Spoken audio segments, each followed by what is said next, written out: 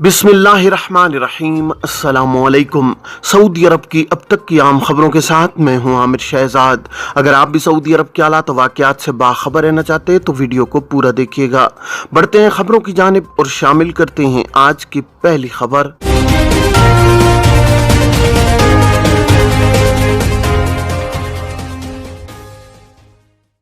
कारकुन की तनख्वाह में कटौती उसकी रजामंदी के बगैर नहीं की जा सकती।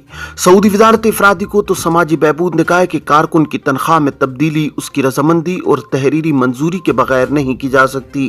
वजारत ने यह वजाहत एक इदारे की जानिब से तनख्वाह कम करने पर एक मुलाजिम की शिकायत का जवाब देते हुए जारी की। वजारत इफरादी कोच के सरकारी अकाउंट पर एक मुलाजिम ने शिकायत दर्ज कराई कि उसकी तनख्वाह पूछे बगैर कम कर दी गई है। सऊदी कानून इस हवाले से क्या कहता है?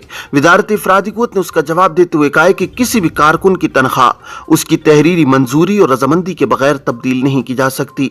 अगर नाजायज बुनियाद पर किसी की मुलाजमत का मुआहदा खत्म कर दिया जाए तो मुतासरा शख्स उसके खिलाफ दावा दायर कर सकता है।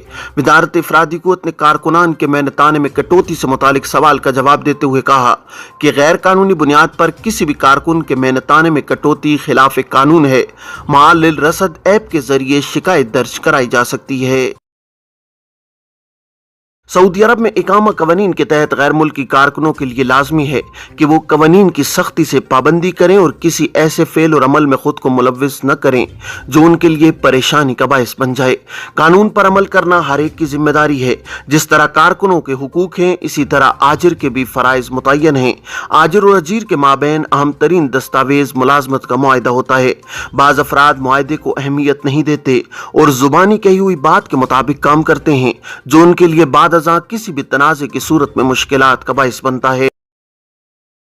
सऊदी अरब के कानून मेहनत में सबसे संगीन जुर्म हुरूब यानी आजिर के पास से फरार हो जाना है। हुरूब फाइल होने के 15 दिन के अंदर उसे अबशर के जरिए कैंसिल कराया जा सकता है। मुकर्रर 2 हफ्ते की मुद्दत खत्म होने के बाद हुरूब को कैंसिल कराना कदरे दुश्वार अमल है।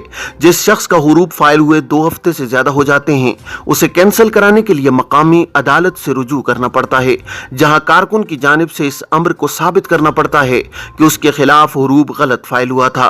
गलत हुरूब फाइल किए जाने के लिए कारकुन को अपनी हाजिरी और तनख्वाह का सबूत भी पेश करना होता है।